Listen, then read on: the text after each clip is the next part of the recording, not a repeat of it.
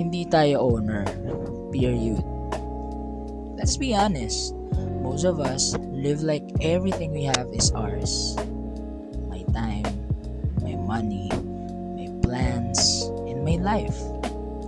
Kaya kapag may nawala, nasira o na-delay, sobrang sakit, di ba?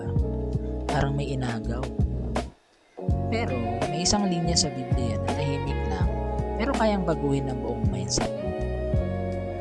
Sabi sa Psalms 24:1, "The earth is the Lord's and all its fullness."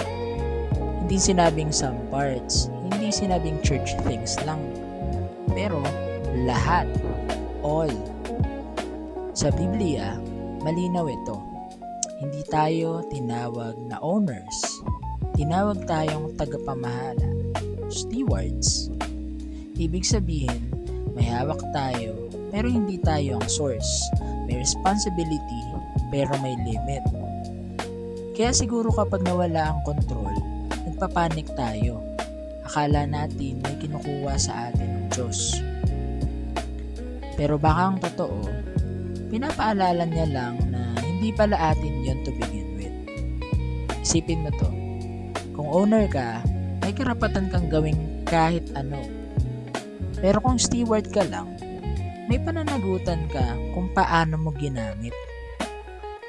Oras mo, paano mo ginugugol, pera mo, saan napupunta, skills mo, kanino nakikinabang. Sa Biblia, hindi tinatanong ng Diyos kung gaano karami ang hawak mo. Tanong palagi, faithful ka ba sa ipinagkatiwala sa iyo? At ito nakakagaan ng loob dito. Hindi mo kailangang kontrolin ng lahat. Hindi mo rin kailangan matakot sa pagkawala.